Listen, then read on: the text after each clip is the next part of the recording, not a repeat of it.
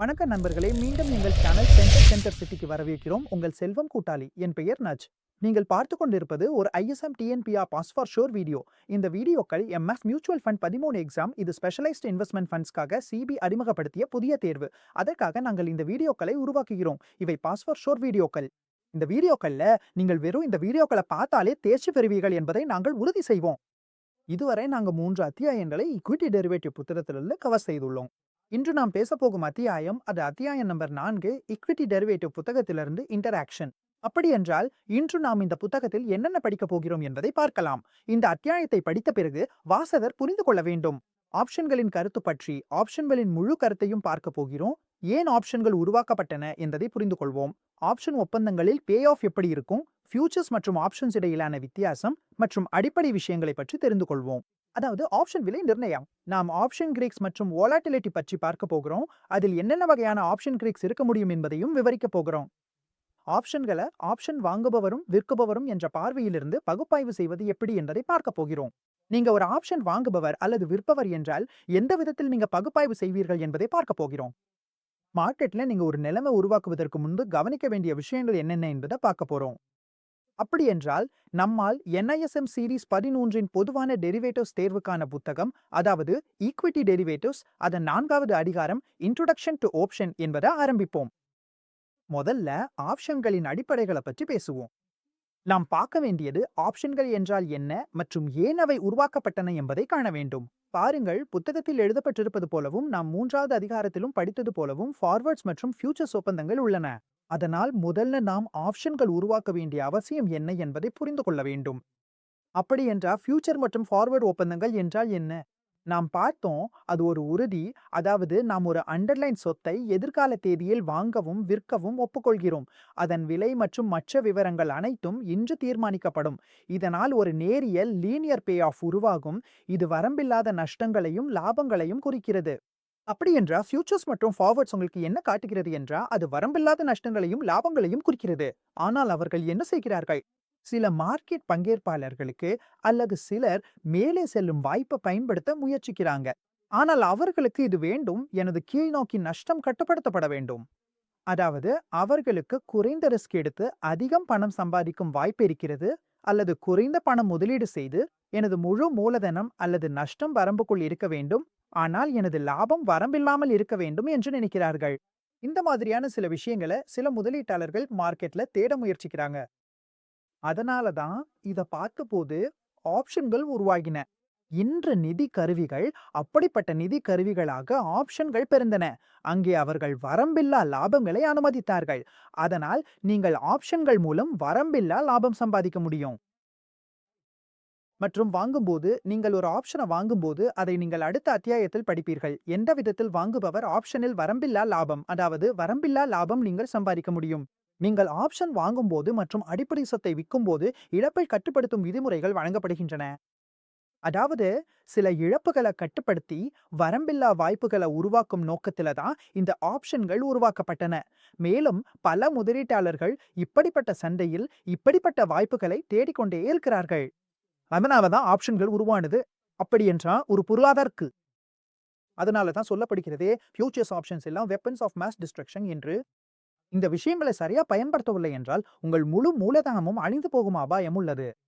ஆனா நம்புங்க, நீங்க இந்த விஷயங்களை நல்லா பயன்படுத்தினீங்கன்னா, ஆப்ஷன் ஸ்ட்ராட்டஜிகளை புரிஞ்சு ஆப்ஷன்ஸ்ல சரியான முறையில முதலீடு செய்தீங்கன்னா, இது ஒரு விதமா உங்களுக்கு ரொம்ப நல்ல வருமானத்தையும் தர முடியும். ஆனா ஒரு முதலீட்டாளரின் பார்வையில நாம இந்த எல்லா விஷயங்களையும் புரிஞ்சுக்கணும். யார் ஆப்ஷன் வாங்குறவர், யார் ஆப்ஷன் விற்கிறவர், ஆப்ஷன் வாங்குறவருக்கு எப்படி சிக்கனமில்லாத லாபம் கிடைக்கும், வரையறுக்கப்பட்ட இழப்பு எப்படி இருக்கும், அப்படியே ஆப்ஷன் விற்கிறவருக்கு எப்படி சிக்கனமில்லாத இழப்பு, வரையறுக்கப்பட்ட லாபம் எப்படி இருக்கும் என்பதெல்லாம் இந்த அத்தியாயத்துல நாம கற்றுக்கொள்ள போறோம். இப்போ நம்ம பார்ப்போம், ஆப்ஷன் என்றால் என்ன. பாருங்க, ஆப்ஷன் ஒப்பந்தம் என்பதும் ஒரு ஒப்பந்தம் தான். இது ஆப்ஷன் வைத்திருப்பவருக்கு, அதாவது ஆப்ஷன் வாங்குபவருக்கு உரிமையை கொடுக்கிறது, ஆனால் கட்டாயம் இல்லை. அதாவது இந்த ஆப்ஷன் வைத்திருப்பவருக்கு அண்டர்லேயிங் அசெட்டை ஒரு குறிப்பிட்ட தேதி அல்லது அதற்கு முன்பு முன்கூட்டியே நிர்ணயிக்கப்பட்ட விலையில் வாங்க அல்லது விற்க உரிமை இருக்கிறது. ஆனால் அவ்வளவுதான், அவங்களுக்கு கட்டாயம் செய்யணும் என்ற அவசியம் கிடையாது. அதாவது இப்போ நான் இந்த ஒப்பந்தத்தை வைத்திருக்கிறேன், எனக்கு இந்த ஆப்ஷன் இருக்கு, எனக்கு இந்த உரிமை இருக்கு, ஆனா கட்டாயம் கிடையாது. அதாவது அந்த குறிப்பிட்ட ஒப்பந்தத்தை நான் இன்று வாங்கலாம், விற்கலாம். அந்த அண்டர்லையிங் அசெட்டை எக்ஸ்பைரி தேதி என்று அல்லது எக்ஸ்பைரிக்கு முன்னாடி முன்கூட்டியே நிர்ணயிக்கப்பட்ட விலையில் வாங்கலாம் அல்லது விற்கலாம். அப்படி என்றால் இந்த ஒப்பந்தத்தை நாம் ஆப்ஷன் ஒப்பந்தம் என்று சொல்வோம். இதில் நான் உரிமை பற்றி சொன்னேன். இந்த உரிமையை நீங்கள் வாங்கிக் கொள்ளலாம். அதாவது இது வாங்கக்கூடிய உரிமை. எப்படி ஆப்ஷன் பிரீமியம் பார்க்கலாம் என்றால், ஒவ்வொரு ஆப்ஷனுக்கும் நீங்கள் ஒரு பிரீமியம் கொடுக்க வேண்டும். நீங்கள் வாங்குபவராக இருந்தாலும், விற்குபவராக இருந்தாலும், நீங்கள் வாங்கினால் கூட ஆப்ஷன் பிரீமியம் கொடுக்க வேண்டும். நீங்கள் விற்கினால் கூட ஆப்ஷன் பிரீமியம் கொடுக்க வேண்டும். எந்த பக்கமானாலும் நீண்ட நிலை லாங் பொசிஷன் எடுத்திருப்பவர், அதாவது வாங்குபவர், அந்த ஒப்பந்தத்தின் ஹோல்டர் என்று சொல்லலாம். அவருக்கு லாங் பொசிஷன் இருக்கும். நீங்கள் ஒப்பந்தத்தை வாங்குகிறீர்கள். மற்றொரு பக்கம் குறுகிய நிலை ஷார்ட் பொசிஷன் எடுத்திருப்பவர், அதாவது ஆப்ஷனை ஷார்ட் செய்பவர் அல்லது விற்குபவர், அவரை நாம் ஆப்ஷன் விற்பவர் அல்லது ரைட்டர் ஆஃப் த ஆப்ஷன் என்று சொல்வோம். இது மிகவும் கவனமாக புரிந்து கொள்ள வேண்டிய விஷயம். ஆப்ஷன் வாங்குபவரை நாம் ஆப்ஷன் ஹோல்டர் என்று சொல்வோம். அவருக்கு லாங் பொசிஷன் இருக்கும். ஆப்ஷன் விற்பவரை நாம் ஆப்ஷன் விற்பவர் அல்லது ரைட்டர் ஆஃப் த ஆப்ஷன் என்று சொல்வோம். அவருக்கு ஷார்ட் பொசிஷன் இருக்கும். இன்னொரு முக்கியமான விஷயம் என்னவென்றால், ஆப்ஷன் வாங்குபவர், அதாவது பையர், அவரே பிரீமியம் கொடுக்க வேண்டும் ஆப்ஷன் விற்பவருக்கு. அதாவது ஆப்ஷன் வாங்குபவர் அந்த ஆப்ஷனை வாங்கும்போது ஒரு பிரீமியம் கொடுக்க வேண்டும் விற்பவருக்கு. நீங்கள் ஆப்ஷன் வாங்கும்போது அந்த உரிமையை ரைட் பெறுவீர்கள். ஆனால் உங்களுக்கு கட்டாயம் இல்லை அந்த அண்டர்லைன் அசெட்டை வாங்க வேண்டும் அல்லது விற்க வேண்டும் என்று. நீங்கள் அந்த அண்டர்லைன் அசெட்டின் ஆப்ஷனை வாங்கலாம் அல்லது விற்கலாம். முன்பே நிர்ணயிக்கப்பட்ட விலையில். இன்று விற்கலாம் அல்லது எக்ஸ்பைரி நாளில் விற்கலாம். எப்போது வேண்டுமானாலும் விற்கலாம். அதேபோல் இந்த உரையை மேலும் தொடர்கிறேன். ஆப்ஷன் வாங்குபவருக்கு உரிமை ரைட் உள்ளது. ஆனால் அண்டர்லையிங் அசெட்டை வாங்குபவருக்கும் விற்பவதற்கும் அவருக்கு கட்டாயம் ஆப்ளிகேஷன் இல்லை என்று நான் உங்களுக்கு ஏற்கனவே விளக்கியுள்ளேன். ஆனால் ஆப்ஷன் எழுதுபவருக்கு அந்த ஒப்பந்தத்தில் கட்டாயம் உள்ளது. அதாவது ஆப்ஷன் வாங்குபவர் தன் ஆப்ஷனை எக்ஸசைஸ் செய்யும் போது மட்டுமே அது அவருக்கு சாதகமாக இருக்கும். இந்த நிலைமை எப்படி, எந்தெந்த நிலைகளில், எந்தெந்த விஷயங்களில் ஆப்ஷன் வாங்குபவருக்கு லாபம் கிடைக்கும் என்பதை நீங்கள் அடுத்த அத்தியாயங்களில் விரிவாக புரிந்து கொள்வீர்கள். எந்தெந்த விஷயங்களில் ஆப்ஷன் விற்பவருக்கு செல்லருக்கு லாபம் கிடைக்கும் மற்றும் மற்றொரு இடத்தில் ஆப்ஷன் எழுதுபவர் சட்டப்படி அந்த ஒப்பந்தத்தை கௌரவிக்க கட்டாயப்படுத்தப்பட்டுள்ளார் என்பதையும் நீங்கள் தெரிந்து கொள்வீர்கள். எப்போது ஆப்ஷன் வாங்குவர் தன் ஆப்ஷனை எக்ஸசைஸ் செய்யும் போது, அதாவது ஆப்ஷனை விற்க விரும்பும் போது அல்லது எக்ஸசைஸ் செய்ய விரும்பும் போது ஆப்ஷன் விற்பவர் சட்டப்படி கட்டாயப்படுத்தப்படுகிறார், அந்த ஒப்பந்தத்தை அவர் பிறகு வழங்கியே ஆக வேண்டும். அவை எந்த விதத்தில் நடக்கின்றன என்பதற்கா பாருங்க. பொதுவாக 2 வகையான ஆப்ஷன்கள் இருக்கின்றன. ஒன்று கால் ஆப்ஷன், இன்னொன்று புட் ஆப்ஷன். பொதுவாக என்ன நடக்கிறது என்றால், ஆப்ஷன் வாங்குபவர் அல்லது ஹோல்டர் கால் ஆப்ஷன் மூலம் அடிப்படை சொத்தினை அண்டர்லையிங் வாங்கும் உரிமையை பெறுகிறார். நீங்கள் எந்த ஒரு அடிப்படை சொத்தையும் அண்டர்லையிங் அசெட்டை வாங்க முயற்சிக்கும் போது அல்லது அதை வாங்கும்போது அதற்கு கால் ஆப்ஷன் என்று பெயர். அதேபோல் அந்த ஆப்ஷனில் உங்களுக்கு அந்த அடிப்படை சொத்தினை விற்கும் உரிமை கிடைத்தால் அதற்கு புட் ஆப்ஷன் என்று சொல்வோம். எனவே நம்மிடம் வாங்கும் உரிமை வந்தால் அது கால் ஆப்ஷன் ஆகும், விற்கும் உரிமை வந்தால் அதை புட் ஆப்ஷன் என்று சொல்வோம். இப்போது நாம் ஆப்ஷன் தொடர்பான சொற்கள், டெர்மினாலஜி மார்க்கெட்ல எப்படி பயன்படுத்தப்படுகின்றன என்பதை புரிந்து கொள்வோம். இங்கே பாருங்கள், நான் நிஃப்டி கால் ஆப்ஷன்களின் கோட்ஸ் வைத்திருக்கிறேன். எடுத்துக்காட்டாக 10. இப்போது நீங்க பார்க்கலாம், இன்ஸ்ட்ருமெண்ட் வகை ஆப்ஷன் இண்டெக்ஸ் என்று உள்ளது. அதனால் இது நிஃப்டி ஆப்ஷன் ஆகும். அதாவது நிதானமாக நான் ஆப்ஷன் எப்படி வேலை செய்கிறது என்பதை விளக்கப் போகிறேன் இன்ஸ்ட்ருமெண்ட் வகையில். இப்போது நாம் ஆப்ஷன் இண்டெக்ஸை காட்ட போறோம். இது எந்த இன்ஸ்ட்ருமெண்ட்? இது ஆப்ஷன் இண்டெக்ஸ். அதில் அண்டர்லையிங் நிஃப்டி 50, எக்ஸ்பைரி தேதி 25ஆம் தேதி. ஆப்ஷன் வகை யூரோப்பியன் கால், அதாவது யூரோப்பியன் கால் ஆப்ஷன், அமெரிக்கன் அல்ல. இவை இரண்டும் அடுத்த அத்தியாயத்தில் வரும் ஸ்ட்ரைக் விலை பற்றி. நிஃப்டியும் ஸ்ட்ரைக் விலை 18,400 மற்றும் ஆப்ஷன் விலை 1,255. விலை 130 வரை சென்றது. குறைஞ்ச விலை 93 வரை சென்றுக. கடைசி விலை ஒரு 124 ஆக இருந்தது. கிரெடிட் வால்யூம் சிட்டி 1000 ஒப்பந்தங்கள் வர்த்தகம் செய்யப்பட்டுள்ளன. ஓப்பன் இன்ட்ரெஸ்ட் என்பது இப்போது திறந்துள்ள நிலைகள், இன்னும் மூடப்படாதவை. சுமார் 14,990,000 அளவில் உள்ளது. இப்போது திறந்த நிலைகள் உள்ளன மற்றும் அண்டர்லைன் மதிப்பு இதில் 18,315 ரூபாயாக உள்ளது. அப்படி என்றால் நிஃப்டியின் அண்டர்லைன் மதிப்பும் இப்போது நடக்கிறது. 18,350 நடக்கிறது. இதன் ஸ்ட்ரைக் விலை 18,400 ஆக இருந்தது. இப்போது நிஃப்டி புட் ஆப்ஷனை கட்டே நாம் பேசுகிறோம். இன்ஸ்ட்ருமெண்ட் சீம்ல ஆப்ஷன் இண்டெக்ஸ் நிஃப்டி 50, அதில் 25க்கு. இந்த ஆப்ஷன் காலாவதியாகிறது. புத்து யூரோப்பியன் நானோ. ஸ்ட்ரைக் விலை 18,400. ஆப்ஷன் விலை 1,993 சென்றுள்ளது. உயர் விலை 2,000 சென்றுள்ளது. குறைந்த விலை மற்றும் மூடல் விலை பற்றியும் இங்கே குறிப்பிடப்பட்டுள்ளது கிரெடிட் வால்யூம். இதில் கூட நீங்கள் பார்க்கலாம் 31,000 ஓபன் இன்ட்ரெஸ்ட் உள்ளது. இங்கே 4,977,000 சுமார் ஓபன் இன்ட்ரெஸ்ட் உள்ளது மற்றும் அண்டர்லைங் விலை சுமார் 18,315 ஆகும். அதனால் நீங்கள் பார்க்கலாம் அங்கே கால் ஆப்ஷனில் ஓபன் இன்ட்ரெஸ்ட் கொஞ்சம் அதிகமாக இருந்தது. இங்கே ஓபன் இன்ட்ரெஸ்ட் குறைவாக உள்ளது. அடுத்து வரும் அத்தியாயங்களில் நாம் ஆப்ஷன் கான்ட்ராக்ட் என்றால் என்ன, ஓபன் இன்ட்ரெஸ்ட் என்றால் என்ன என்பதையும் படிப்போம். பாருங்கள், இண்டெக்ஸ் ஆப்ஷன் என்றால் இண்டெக்ஸ் ஆப்ஷன் தான். இது ஸ்டாக் இண்டெக்ஸ் தான் அண்டர்லைங் அசெட். அதனால் இண்டெக்ஸ் ஆப்ஷன்களில் அண்டர்லைங் அசெட் என்ன இருக்கும்? எந்த இண்டெக்ஸா இருந்தாலும் உதாரணத்துக்கு Nifty option, bank Nifty option, Sensex option ஆகியவை இருக்கும். இங்கே அண்டர்லைன்ட் அசெட் என்பது உங்கள் இண்டெக்ஸ். ஸ்டாக் ஆப்ஷனில் நாம் பேசும்போது அந்த ஆப்ஷன் தனிப்பட்ட ஸ்டாக்காக இருக்கலாம். உதாரணத்திற்கு நாம் ஓஎன்ஜிசி ஆப்ஷன் எடுத்துக்கொண்டோம், என்டிபிசி எடுத்துக்கொண்டோம், எஸ்பிஐ எடுத்துக்கொண்டோம். நான் எஸ்பிஐயின் கால் ஆப்ஷன் வாங்கும்போது அங்கே எஸ்பிஐ தான் அண்டர்லைன். அதே போல் எஸ்பிஐயின் புட் ஆப்ஷன் வாங்கினாலும் அந்த புட் ஆப்ஷனை எஸ்பிஐ தான் அண்டர்லைன். அல்லது நான் எந்த ஒரு இண்டெக்ஸின் ஆப்ஷன் வாங்கினாலும் அந்த இண்டெக்ஸில் லாங் அல்லது ஷார்ட் பொசிஷன் எடுக்கிறேன். இதைத்தான் நாம் index option, buyer of the option என்று சொல்வோம். இப்போது பாருங்கள், இங்கே ஆப்ஷன் வாங்குபவர் யார் என்றால் அவரிடம் உரிமை இருக்கிறது, ஆனால் கட்டாயம் இல்லை. எந்த ஒரு ஒப்பந்தத்திலும் இப்படித்தான். இந்த உரிமையை பெற அவர் ஒரு பிரீமியம் செலுத்த வேண்டும் விற்பவருக்கு. அதன் பிறகு அவருக்கு அந்த உரிமை கிடைக்கும். அதாவது கால் ஆப்ஷன்ல அடிப்படை சொத்தை வாங்கும் உரிமை மற்றும் புட் ஆப்ஷன்ல அடிப்படை சொத்தை விற்கும் உரிமை. அப்படி என்றால் நீங்கள் வாங்கும்போது நீங்கள் கால் ஆப்ஷன் வாங்கலாம், புட் ஆப்ஷன் வாங்கலாம், இரண்டையும் வாங்கலாம், இரண்டையும் விற்கவும் முடியும். அப்படி என்றால் நீங்கள் ஆப்ஷன் வாங்குபவர் என்றால் அது கவனிக்க வேண்டிய விஷயம். நீங்க ஆப்ஷன் வாங்குபவர் என்றால் நீங்க ஒரு ஆப்ஷன் பிரீமியம் செலுத்த வேண்டும். விற்பவருக்கு ஒரு பிரீமியம். நீங்கள் எந்த ஆப்ஷனையும் வாங்குகிறீர்கள் என்றால் அது கால் ஆப்ஷன் வாங்குகிறீர்களா, புட் ஆப்ஷன் வாங்குகிறீர்களா, நிஃப்டியின் கால் ஆப்ஷன் எடுத்துக்கொள்கிறீர்களா, உதாரணத்திற்கு நிஃப்டியின் புட் எடுத்துக்கொள்கிறீர்களா? நாம் கால் ஆப்ஷன் வாங்கும்போது நாம் சந்தை மேலே போகும் என்று நினைக்கும் போதுதான் கால் ஆப்ஷன் வாங்குகிறோம். மற்றொரு பக்கம் சந்தை கீழே போகும் வாய்ப்பு இருக்கிறது, சந்தை பெரிஷ் கீழே போகும் நிலைமையில் இருக்கிறது என்று நாம் நினைக்கும் போது அந்த நேரத்தில் நாம் புட் ஆப்ஷன் வாங்குகிறோம். அப்படியென்றால் நாம் கால் ஆப்ஷன் வாங்கினால் சந்தை எவ்வளவு மேலே போகும் அவ்வளவு நமக்கு லாபம் கிடைக்கும். இதை நாம் அடுத்த வரும் அத்தியாயங்களில் படிக்கப் போகிறோம். நீங்கள் கால் ஆப்ஷன் வாங்குகிறீர்கள், புட் ஆப்ஷன் வாங்குகிறீர்கள் என்றால் நீங்கள் ஒரு பிரீமியம் கொடுக்க வேண்டியிருக்கும். இந்த விஷயத்தை உங்கள் மனதில் நன்றாக பதிய வைத்துக் கொள்ளுங்கள். நாம் ஒப்பந்தத்தை வாங்கும்போது நிச்சயமாக பிரீமியம் கொடுக்க வேண்டும். இரு சந்தர்ப்பங்களிலும் நீங்கள் கால் ஆப்ஷன் வாங்கினாலும் புட் ஆப்ஷன் வாங்கினாலும் நீங்கள் அந்த ஆப்ஷன் விற்பவருக்கு பிரீமியம் கொடுக்க வேண்டும். இப்போது ஆப்ஷன் எழுதுபவரை பற்றி பேசலாம். அதாவது நீங்கள் ஆப்ஷனை விற்கிறீர்கள். நீங்கள் ஆப்ஷனை வாங்கவும் முடியும், விற்கவும் முடியும். நான் ஏற்கனவே சொன்னது போல, ஆனால் நீங்கள் ஆப்ஷனை விற்கிறீர்கள் என்றால் நீங்கள் ஆப்ஷனை விற்கும்போது அப்போது நீங்கள் பிரீமியம் பெறுவீர்கள். அதாவது நீங்கள் ஆப்ஷனை விற்றுவிட்டீர்கள் என்றால் ஆப்ஷன் வாங்குபவரிடமிருந்து பிரீமியம் கிடைக்கும். அதனால் அந்த இடத்தில் நீங்கள் பிரீமியம் பெறுவீர்கள். மேலும் அதனால் நீங்கள் ஒரு கடமைப்பட்டவராக ஆகிவிடுவீர்கள். வாங்குபவருக்கு அவர் அந்த ஆப்ஷனை வாங்கியவுடன் எப்போது அவர் தனது உரிமையை பயன்படுத்துகிறாரோ அப்போது உங்களுக்கு ஒரு கடமை இருக்கும். இங்க அதாவது நீங்கள் அந்த அடிப்படை சொத்துன அண்டர்லைன் அசெட்டை பிறகு அவருக்கு வழங்க வேண்டும். எப்போது வாங்குவர் தனது உரிமையை பயன்படுத்தி ஆப்ஷனை எக்ஸசைஸ் செய்கிறாரோ அதனால தான் உங்களுக்கு ஆப்ஷன் பிரீமியம் கிடைக்கிறது.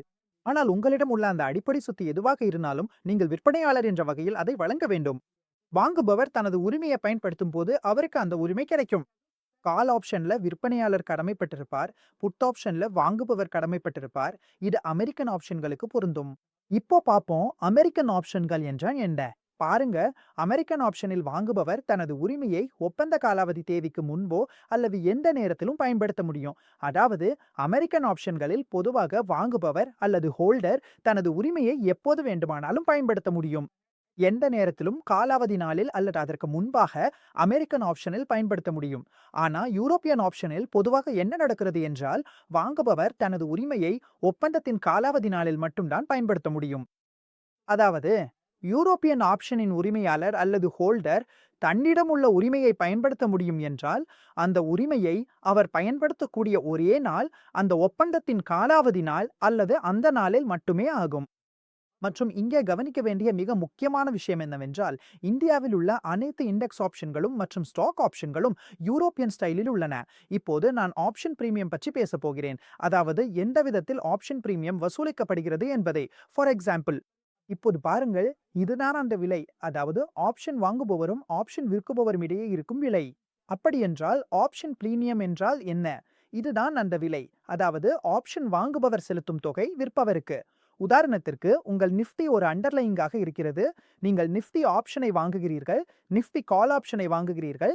எந்த ஸ்ட்ரைக் விலையிலும் வாங்கினாலும் அந்த விலையை நீங்கள் விற்பவருக்கு கொடுக்க வேண்டும். அதைத்தான் ஆப்ஷன் பிரீமியம் என்று அழைக்கப்படுகிறது. இப்போ ஒரு உதாரணம் மூலம் உங்களுக்கு விளக்க முயற்சிக்கிறேன். 2 ஆப்ஷன் பிரீமியம் இருக்கிறது. ஒன்று ரூபாய் 124, அது கால் ஆப்ஷனுக்காக. மற்றொன்று ரூபாய் 177. இரண்டுமே ஸ்ட்ரைக் விலை 18,400 இருக்கிறது. அதாவது நிஃப்டி 18,400 கால் ஆப்ஷனை நான் வாங்கினால் அதற்கான விலை ரூபாய் 124. அதேபோல் நான் புட் ஆப்ஷன் வாங்கினால் அதற்கான விலை ரூபாய் 177. இந்த ஆப்ஷன்கள் இரண்டும் 25ஆம் தேதி காலாவதி ஆகப் போகின்றன. பிரீமியம் என்பது ஒற்றை நிஃப்டி ஆப்ஷனுக்கானது என்று குறிப்பிடப்பட்டுள்ளது. மற்றும் உங்களுக்கு மொத்த பிரீமியம் கணக்கிட வேண்டுமென்றால் கான்ட்ராக்டுக்கானத நீங்கள் அந்த பிரீமியத்தை லாட் சைஸுடன் பெருக்க வேண்டும். அதாவது மொத்த கான்ட்ராக்ட் மதிப்பை கணக்கிட வேண்டுமென்றால் லாட் சைஸுடன் பெருக்க வேண்டும். அப்படியென்றால் நிஃப்டியின் லாட் சைஸ் எவ்வளவு என்றால், எடுத்துக்காட்டாக நிஃப்டியின் லாட் சைஸ் 75 ரூபாய்கள் என்றால் நீங்கள் ஆப்ஷன் பிரீமியத்திற்கு எவ்வளவு பணம் செலுத்த வேண்டும் என்பது தெரிய வரும். நீங்கள் புட் ஆப்ஷன் வாங்க வேண்டுமென்றால் மேலும் நிஃப்டியின் லாட் 75 என்றால் இங்கே நீங்கள் வாங்க வேண்டிய ஆப்ஷனில் கால் ஆப்ஷனுக்காக உங்கள் தொகை 124 ரூபாய்கள் மற்றும் 50 பைசா இருந்தது. அதாவது 124 ரூபாய்கள் மற்றும் 50 பைசாவை 75இன் மூலம் பெருக்கினால் அது உங்கள் கான்ட்ராக்ட் மதிப்பாக வரும். புட் ஆப்ஷனுக்காக உங்கள் தொகை 77 ரூபாய்கள் மற்றும் 60 பைசாவை 75இன் மூலம் பெருக்கினால் அது உங்கள் கான்ட்ராக்ட் மதிப்பாக வரும். நிஃப்டியின் லாட் சைஸ் என்னவென்று பாருங்கள். கேள்வி எப்படி வரும் என்று பாருங்கள். இங்கே கேள்வி வரும், உங்களுக்கு கால் பிரைஸ் கொடுக்கப்பட்டிருக்கும். நாளை நிஃப்டியின் இந்த ஸ்ட்ரைக் பிரைஸில் விலை 100 ரூபாய் என்று உள்ளது. மேலும் நிஃப்டியின் லாட் சைஸ் 70 என்று உள்ளது. கான்ட்ராக்ட் மதிப்பை கணக்கிடுங்கள். கான்ட்ராக்ட் மதிப்பை எப்படி கணக்கிடுவது?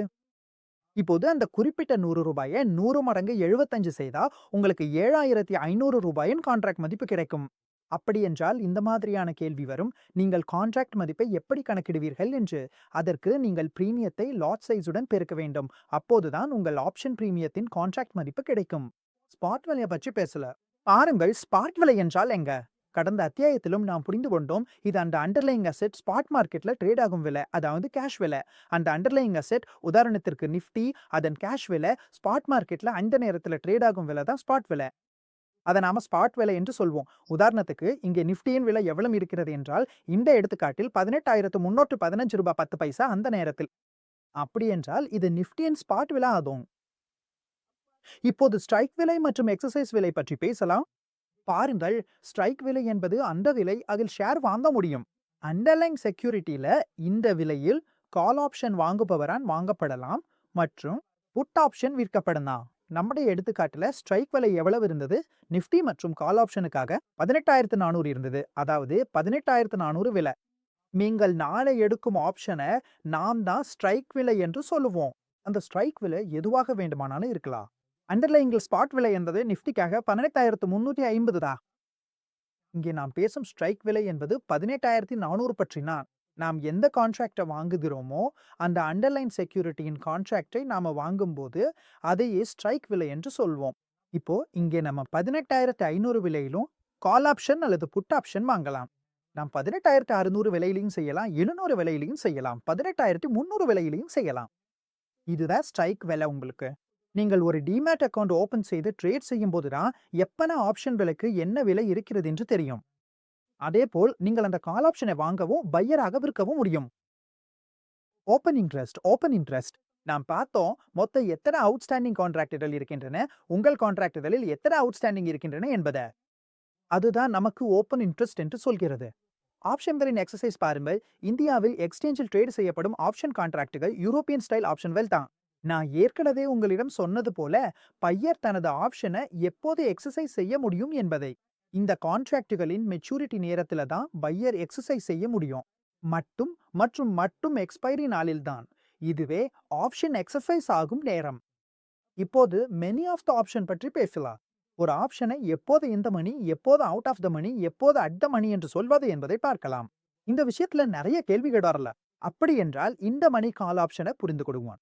பாருங்கள், இந்த ஆப்ஷன் என்ன செய்ய போகிறது என்று பார்க்கலாம். ஆப்ஷன் ஹோல்டருக்கு இது நேர்மறை பணப்புழக்கத்தை, பாசிட்டிவ் கேஷ் ஃப்ளோ தரும். அதனால ஒரு விஷயம் நம்முடைய மனதில் உறுதியா இருக்க வேண்டும். இந்த ஆப்ஷன் ஹோல்டருக்கு நேர்மறை பணப்புழக்கத்தை, பாசிட்டிவ் கேஷ் ஃப்ளோவை தரும். நீங்கள் நேர்மறை பணப்புழக்கத்தை பெறுகிறீர்கள் என்றால் அதை நாம் இன்னி மணி கால் ஆப்ஷன் என்று சொல்வோம். இதில் இந்த மணி என்றால் எப்போது என்று கவனமாக கேளுங்கள். ஸ்பாட் விலை ஸ்ட்ரைக் விலையை விட அதிகமாக இருக்கும் போது, அதேபோல் ஒரு புட் ஆப்ஷனை எப்போது இந்த மணி என்று சொல்லுவோம் என்றால் ஸ்பாட் விலை ஸ்ட்ரைக் விலையை விட குறைவாக இருக்கும்போது. ஸ்ட்ரைக் விலை எங்கள் எடுத்துக்காட்டில் இருந்த புட் ஆப்ஷன் இண்டி மணியாக இருந்தது, ஏனெனில் அதன் ஸ்பாட் விலை ஸ்ட்ரைக் விலையை விட குறைவாக இருந்தது. அதனால் அந்த எடுத்துக்காட்டில் அந்த புட் ஆப்ஷன் இண்டி மணியானது. இப்போது அட் த மணி பற்றி பேசலாம். அட் த மணி ஆப்ஷன் என்பது பூஜ்ஜியமான பணப்புழக்கத்தை தரும், அதாவது உடனடியாக பயன்படுத்தினால் எந்த லாபமும் இல்லை.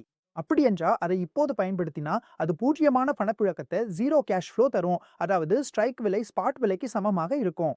இதில் நாம் கவனிக்க வேண்டியது ஸ்ட்ரைக் விலை உங்கள் ஸ்பாட் விலைக்கு சமமாக இருக்கும். இப்போது out of the money option பற்றி பார்க்கலாம். இப்போது நாம் பேச போகிறோம். இந்த அவுட் ஆப்ஷன் என்றால் என்ன? இது ஸ்ட்ரைக் விலை மற்றும் ஸ்பாட் விலை இடையிலான வித்தியாசம். ஆப்ஷன் வைத்திருப்பவருக்காக. நீங்கள் ஆப்ஷன் வாங்குபவர் என்றால் உங்கள் ஸ்பாட் விலை என்பது உங்கள் ஸ்ட்ரைக் விலையை விட குறைவாக இருக்கும், அதாவது ஸ்ட்ரைக் விலை ஸ்பாட் விலையை விட அதிகமாக இருக்கும். இன்னொரு வார்த்தையில சொல்ல வேண்டுமென்றால் இந்த ஆப்ஷன் வைத்திருப்பவருக்கு நெகட்டிவ் கேஷ் ஃப்ளோ தரும். நீங்கள் இதை உடனடியாக எக்ஸசைஸ் செய்தால் உங்களுக்கு நெகட்டிவ் கேஷ் ஃப்ளோ வரும். இப்போது ஒரு கால் ஆப்ஷனை பற்றி பேசுவோம். ஒரு கால் ஆப்ஷன் எப்போது அவுட் ஆஃப் த மணி ஆகும் என்றால் அது ஸ்பாட் விலை ஸ்ட்ரைக் விலையை விட குறைவாக இருக்கும் போது. அப்போது உங்கள் ஸ்பாட் விலை ஸ்ட்ரைக் விலையை விட குறைவாக இருக்கும்போது call option out of the money ஆகும். புட் ஆப்ஷன் எப்போது அவுட் ஆஃப் த மணி ஆகும் என்றால் உங்கள் ஸ்பாட் விலை ஸ்ட்ரைக் விலையை விட அதிகமாக இருக்கும்போது. எனவே நம்முடைய எடுத்துக்காட்டில் call option out of the money என்று நான் சொன்னது போல நான் உங்களுக்கு சொன்னேன். இப்போது இன்ட்ரின்சிக் விலையை பற்றி பேசலாம். RNI இன்ட்ரின்சிக் விலை என்பது அந்த தொகை, அதாவது அந்த முதல் குறிப்பு தொகை, அதன் மூலம் ஆப்ஷன் இண்டி மணியில் இருக்கும். இந்த தொகை என்பது ஆப்ஷன் வாங்குவதற்கு கிடைக்கும் தொகை, அவர் செலுத்திய பிரீமியம் தொகையை கழித்த பிறகு. அப்படி என்றால் நீங்கள் பிரீமியம் செலுத்துவதற்கு முன் இருக்கும் அந்த தொகைதான் இன்ட்ரின்சிக் விலை என்று குறிப்பிடப்படுகிறது. அதாவது ஆப்ஷன் வாங்குபவருக்கு பிரீமியம் கழிப்பதற்கு முன் கிடைக்கும் தொகை. இப்போது ஆப்ஷன்களுக்கான பே ஆஃப் சார்ட் பற்றி பேசலாம். எப்படி பே ஆஃப் சார்ட் உருவாகிறது என்பதை பார்க்கலாம். லாங் பொசிஷன் பற்றி பேசுகிறோம். அப்படியென்றால் நீங்கள் ஒரு லாங் பொசிஷனில் இருக்கிறீர்கள் அல்லது ஒரு ஆப்ஷனை வாங்கி இருக்கிறீர்கள் என்றால் ஒரு வகையில் உங்களுக்கு உரிமை கிடைக்கிறது, ஆனா கட்டாயம் இல்லை. அதனால் உங்களுக்கு என்னவென்றால் நீங்கள் லாங் ஆனீர்கள் என்றால் அந்த ஈக்விட்டி ஆப்ஷன் ஒப்பந்தத்தில், அப்படி என்றால் உங்களுக்கு என்ன கிடைக்கும் என்றால் அந்த ஆப்ஷனை எக்ஸசைஸ் செய்யும் உரிமை உங்களிடம் இருக்கும். உங்களுடைய சாத்தியமான இழப்பு நீங்கள் செலுத்திய ஆப்ஷன் பிரீமியம் வரையிலேயே மட்டுப்படுத்தப்பட்டு இருக்கும். அதனால் உங்களுடைய அதிகபட்ச இழப்பு நீங்கள் செலுத்திய பிரீமியம் அளவிலேயே இருக்கும். மேலும் அடிப்படை சொத்தின் நிலை எவ்வளவு இருக்கிறது, நீங்கள் எவ்வளவு விலையில் வாங்கியுள்ளீர்கள், உங்கள் ஸ்ட்ரைக் விலை இப்போது எவ்வளவு உள்ளது என்பதன் அடிப்படையில் தான் உங்களுக்கு லாபம் கிடைக்கும். நீங்கள் ஆப்ஷனை ஷார்ட் செய்திருந்தால் உங்களுடைய அதிகபட்ச லாபம் என்னவாக இருக்கும் என்றால் நீங்கள் பெற்றுள்ள பிரீமியம் அளவில் தான் இருக்கும். சரி, இந்த நிலையில் உங்களுடைய இழப்பின் வாய்ப்பு எல்லை இல்லாததாக ஆகிவிடும். அது எப்படி நடக்கிறது என்பதை நான் இப்போது ஒரு உதாரணம் மூலம் உங்களுக்கு விளக்க முயற்சிக்கிறேன். உங்கள் ஸ்டாக் இண்டெக்ஸ் எப்படி செயல்படுகிறது என்பதை போல. இப்போது 17,562 ரூபாயில ஒரு ஸ்டாக் இண்டெக்ஸ் உள்ளது. அது இப்போது உங்கள் குறியீட்டில் உள்ளது 17,562 ரூபாயில். நீங்கள் ஒரு நியர் மந்த் கால் ஆப்ஷன் வாங்கியுள்ளீர்கள். ஸ்ட்ரைக் விலை 17,500, பிரீமியம் ரூபாய் 90. அப்படி என்றால் நீங்கள் எந்த ஸ்ட்ரைக் விலையிலும் கால் ஆப்ஷன் வாங்கலாம். இங்கே 17,000 உட்பட அனைத்து ஸ்ட்ரைக் விலைகளும் உங்களிடம் கிடைக்கின்றன. ஆனா இந்த எடுத்துக்காட்டுல நீங்கள் 17,500 ரூபாயின் கால் ஆப்ஷன் வாங்கியுள்ளீர்கள். இந்த கால் ஆப்ஷனுக்காக நீங்கள் ரூபாய் 90 என்ற பிரீமியம் செலுத்துகிறீர்கள். கால் ஆப்ஷன் வாங்குவது உங்களுக்கு அந்த அடிப்படை சொத்தினை வாங்கும் உரிமையை தருகிறது, ஆனால் கட்டாயம் இல்லை. இந்த எடுத்துக்காட்டில் நம்மிடம் என்ன இருக்கிறது என்றால் நமக்கு அந்த இண்டெக்ஸை 17,500 கால் ஆப்ஷன் முடிவதற்கான நாளில் வாங்கும் உரிமை உள்ளது, சரியா? அதனால் அந்த இண்டெக்ஸ் முடிவில் எவ்வாறு மூடுகிறது என்பதை பார்க்கலாம். எக்ஸ்பைரி நாள்ல இண்டெக்ஸ் சுமார் 17,500 என்ற அளவில் இருந்தால் நீங்கள் அந்த ஆப்ஷனை பயன்படுத்துவீர்கள். அப்படியென்றால் நீங்கள் 17,500 என்ற கால் ஆப்ஷனை ரூபாய் 95க்கு வாங்கி இருக்கிறீர்கள். அதற்காக நீங்கள் ரூபாய் 95 என்ற பிரீமியம் செலுத்தி இருக்கிறீர்கள். எக்ஸ்பைரி நேரத்துல இண்டெக்ஸ் மதிப்பு 17,500க்கு மேல் சென்றால் நீங்கள் அந்த ஆப்ஷனை பயன்படுத்த வேண்டும். இல்லையெனில் அதை வீணாகவே விட்டுவிட வேண்டும். அதற்கு கீழே இருந்தால் உங்களுக்கு எந்த லாபமும் இருக்காது. மேலும் நீங்கள் செலுத்திய பிரீமியம் நஷ்டமாகும். அது பூஜ்ஜியமாகிவிடும். நீங்கள் செலுத்திய பிரீமியம் முற்றிலும் பூஜ்ஜியமாகிவிடும். நீங்கள் வாங்கிய இண்டெக்ஸ் மதிப்பு 17,500க்கு கீழ் சென்று விட்டார். இந்த அட்டவணையை பார்த்து புரிஞ்சுக்கணுங்க. பாப்போம் ஸ்ட்ரைக் விலை எப்படி உருவாகிறது என்று. உங்கள் ஸ்ட்ரைக் விலை 17,500, பிரீமியம் 95. இப்போது எக்ஸ்பைரியில இண்டெக்ஸ் மதிப்பை பார்க்கலாம் இடது பக்கத்துல. இது இண்டெக்ஸ் மதிப்பு, அதாவது இண்டெக்ஸ் எப்போது எங்கெங்க மூடுகிறது என்பதை காட்டுகிறது. நீங்கள் நிஃப்டி ஆப்ஷனை வாங்கியிருக்கிறீர்கள், 17,500 ரூபாய்க்கு பிரீமியம் கொடுத்திருக்கிறீர்கள். அதற்கான 95 இப்போது வாங்குபவர் யார் என்றால், நான் ஏற்கனவே சொன்னது போல நீங்க கால் ஆப்ஷன் வாங்கினால் உங்களுக்கு அதிகபட்ச இழப்பு எவ்வளவு ஆகும் என்றால் நீங்கள் செலுத்திய தொகை மட்டுமே. பிரீமியம் என்றால் இண்டெக்ஸ் மதிப்பு இடது பக்கத்தில் கொடுக்கப்பட்டுள்ளது. 17,100 முதல் 18,000 வரை நிஃப்டியின் மதிப்பு இந்த இண்டெக்ஸில் காட்டப்பட்டுள்ளது. நீங்கள் செலுத்திய பிரீமியம் எவ்வளவு என்றால் 95 ரூபாய். அது முழுவதும் உங்கள் செலவாகும். அதாவது எக்ஸ்பைரியில் முழுமையாக அந்த 95 செலுத்தப்பட்டுள்ளது. இப்போது பாருங்கள், எக்ஸ்பைரியில் உங்க எக்ஸ்பிஏபி உருவாகிறது என்பதை. 17,100 என்பது நிஃப்டியின் மதிப்பு. அப்படி என்றால் உங்களுக்கு இழப்பு எவ்வளவு என்றால் -95 ரூபாய். 17,500 வரை உங்கள் இழப்பு -95 ரூபாய் இருக்கும். இங்கே இழப்பு தான், சரியா? 17,600 ரூபாயில் உங்களுக்கு லாபம் கிடைக்கும். அது கூட வெறும் 5 ரூபாய் தான். ஏனென்றால் பே ஆஃப் எக்ஸ்பைரியில் உங்களுக்கு எவ்வளவு வரும் என்றால் 100 ரூபாய் வரும். பே ஆஃப் நிஃப்டி 17,600 ரூபாயில் மூடப்பட்டால், 17,600 ரூபாயில் நிஃப்டி மூடப்பட்டால், இப்போது அது இம்டி மணி ஆகிவிட்டது உங்கள் நிஃப்டி, சரியா? ஆனா உங்களுக்கு நெட்டா எவ்வளவு வந்தது? 5 ரூபாய் வந்தது. ஏனென்றால் 95 ரூபாய் அதற்காக நீங்க பிரீமியம் செலுத்தி இருக்கிறீர்கள். அதனாலதான் உங்கள் நெட் பே ஆஃப் இங்க 5 ரூபாய் தான் இருக்கும். ஆனா 17,600 ரூபாயில். இப்போது மார்க்கெட் எப்படி அதிகரிக்கிறது? உங்கள் லாபமும் அதிகரிக்கிறது. ஏனென்றால் நீங்கள் ஒரு ஆப்ஷனை வாங்கும்போது, நீங்கள் ஒரு கால் ஆப்ஷனை வாங்குகிறீர்கள் என்றால், நீங்கள் என்ன நினைக்கிறீர்கள் என்றால், அல்லது சாத்தியங்கள் என்னவென்றால், நிஃப்டி எவ்வளவு மேல போனாலும் எனக்கு அதே அளவு லாபம் வரும் என்று நம்புகிறீர்கள். இங்க 17,700. இப்போது நிஃப்டியின் மதிப்பு வந்துவிட்டது. நீங்கள் 95 ரூபாய் பிரீமியம் செலுத்தி இருக்கிறீர்கள். ஆனால் உங்களிடம் 200 ரூபாய் கூடுதலாக இருக்கிறது. இப்போது உங்களிடம் 17,700 வந்துவிட்டது. நிஃப்டியின் மதிப்பு 200 ரூபாய் அதிகரித்து விட்டது. நீங்கள் வாங்கிய ஸ்ட்ரைக் பிரைஸை விட இப்போது நிஃப்டியின் மதிப்பு 200 ரூபாய் அதிகமாகிவிட்டது. அதை மிகவும் கவனமாக புரிந்து கொள்ளுங்கள். ஆனால் உங்கள் மொத்த லாபம் எவ்வளவு? ஒரு 0.5, ஏன் 95? ஏற்கனவே உங்கள் பாக்கெட்டிலிருந்து போய்விட்டது. பாருங்கள், 18,800 நீங்கள் ரூபாய் 300 செலுத்த வேண்டும். ரூபாய் 300 காலாவதியாகும் போது செலுத்தப்படும். ஆனால் உங்கள் நிகர லாபம் ரூபாய் 200.5 ஆக இருக்கும்.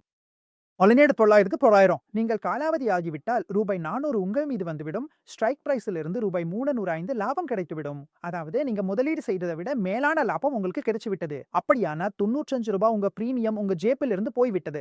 ஆனா உங்களுக்கு 305 ரூபாய் லாபம் கிடைக்கிறது. நிஃப்டி 18,000க்கு சென்று விட்டது. அதாவது உங்கள் ஸ்ட்ரைக் பிரைஸில் இருந்து 500 ரூபாய் மேல போய்விட்டது. அதனால் உங்களுக்கு 405 ரூபாய் லாபம் கிடைக்கிறது. அதாவது 405 ரூபாய் லாபம். இதோ பாருங்கள், இந்த கிராஃப் உங்களுக்கு என்ன சொல்லிக் கொடுக்கிறது என்றால், நான் 17,500 வரை போனாலும், ஆனா 17,600 ரூபாய்க்கு உங்கள் லாபம் 0ல் வந்துடுது. அதற்கு பிறகு பாருங்கள், மேல போய்க்கொண்டே இருக்கிறது, போய்க்கொண்டே இருக்கிறது, போய்க்கொண்டே இருக்கிறது. இப்ப நிஃப்டி 19,000 வந்து விட்டது என்றால், அதே கணக்கில் உங்களுக்கு இதுல 1,400 ரூபாய் லாபம் கிடைத்து விட்டது. அப்படி என்றால் இங்கே அன்லிமிட்டெட் லாபம் இருக்கிறது. இதுதான் ஆப்ஷனிங் ஒரு பக்கம். அப்படி என்றால் உங்கள் கையில் நீங்கள் புட் ஆப்ஷன் வாங்கியிருந்தாலும், கால் ஆப்ஷன் வாங்கியிருந்தாலும் உங்களுக்கு அன்லிமிட்டெட் லாபம் இருக்கிறது. உங்கள் இழப்பு எவ்வளவு என்றால் நீங்கள் செலுத்திய பிரீமியம் மட்டுமே. இப்போது இந்த கான்ட்ராக்ட் விலை எவ்வளவு என்று எடுத்துக்கொள்ளலாம். மொத்த கான்ட்ராக்ட் விலை கணக்கிட வேண்டும் என்றால் இந்த கான்ட்ராக்ட் இண்டெக்ஸ் லாட் சைஸ் எவ்வளவு என்று பார்த்தால் 50 என்று கொடுத்திருக்கிறது. அதனால் நாம் அதை 95ஐ 50இல் பெருக்கிவிட வேண்டும். அப்படி என்றால் அது எவ்வளவு வரும் என்றால் 4,750 ரூபாய். இதுதான் உங்க கான்ட்ராக்ட் விலை ஆகிறது. இப்போது ஷார்ட் காலை பற்றி புரிந்து கொள்வோம். யாராவது ஆப்ஷன் வாங்குவர் இருந்தால் யாராவது ஆப்ஷன் விற்கும் நபரும் இருக்க வேண்டும். இங்கே ஒரு கவுண்டர் பார்ட்டி இருக்க வேண்டும். நீங்கள் ஆப்ஷனை விற்றுவிட்டீர்கள் என்றால் இந்த கேஸில் உங்களுடைய அதிகபட்ச இழப்பு எவ்வளவு இருக்கும்? கால் ஆப்ஷனில் எவ்வளவு என்றால் அது பிரீமியம் செலுத்தியதற்கே சமம். அதாவது அப்படி என்றால் ஷார்ட் பொசிஷனுக்கான அதிகபட்ச லாபம் என்பது பெற்ற பிரீமியத்திற்கே சமம். அதாவது புட் ஆப்ஷனை வாங்கியவருக்கு அதிகபட்ச லாபம் என்பது பெற்ற பிரீமியத்திற்கே மட்டுமே சமம். இப்போது கவனமாக புரிந்து கொள்ளுங்கள். இந்த ஆப்ஷன் மற்றும் இந்த அட்டவணை மூலம் நாம் புரிந்து கொள்வோம். ஸ்ட்ரைக் விலை 17,500. நீங்கள் பிரீமியம் 95 ரூபாய் கொடுத்து விட்டீர்கள். ஆனால் நீங்கள் என்ன செய்தீர்கள் என்றால் காலை ஷார்ட் செய்து விட்டீர்கள். அதாவது உங்களிடம் ஷார்ட் பொசிஷன் இருக்கிறது, காலை ஷூட் செய்து விட்டீர்கள். இப்போது உங்களுக்கு இந்த டிரான்சாக்ஷன்ல 95 ரூபாய் பிரீமியம் கிடைக்கும். அப்போ இண்டெக்ஸ் மதிப்பு பாருங்க, அது 17,100 ஆகிறது. ஆனா உங்களுக்கு பிரீமியம் கிடைத்திருக்கு 95 ரூபாய். பே ஆஃப் எக்ஸ்பைரி உங்கள் நிலை 000 17,600. சரியா? இப்போ 17,600 ரூபாயில் உங்கள் லாபம் -100, 17,700 -200, 17,800 -300. ஆனா நெட்டா உங்களுக்கு எவ்வளவு வருது? அப்ப லாபம் உங்கள் 17,500. அதாவது 17,500 ஸ்ட்ரைக் பிரைஸ்ல நீங்கள் பொக்கு வாங்கியிருக்கீங்க. இப்போ நீங்கள் இங்க கால விட்டிருக்கீங்க. அதாவது கால விட்டீங்கன்னா, மார்க்கெட் இந்த ஸ்ட்ரைக் பிரைஸ கடந்து போகாதுன்னு நீங்க நம்புறீங்க. அதனால தான் அந்த ஸ்ட்ரைக் பிரைஸ்ல உள்ள கால ஷார்ட் பண்ணீங்க. அதாவது அந்த பிரீமியம் உங்களுக்கு வந்திருக்கு. அந்த பிரீமியம் அதாவது கால் ஆப்ஷன் ஹோல்டர் உங்களுக்கு குடுத்த பிரீமியம் அத நீங்க பெற்றுக்கிட்டீங்க. இப்ப பாருங்க, உங்களுக்கு என்ன ஆகுது என்றால் 17,500க்கு கீழ எவ்வளவு இருக்குதோ, அந்த அளவுக்கு உங்களுக்கு லாபம் கிடைக்குது. சரியா? ஆனா மார்க்கெட் மேல போக போக 17,600, 700, 800, 9,900க்கு மேல போனாலே உங்களோட நஷ்டம் அதிகரிக்க ஆரம்பிக்குது.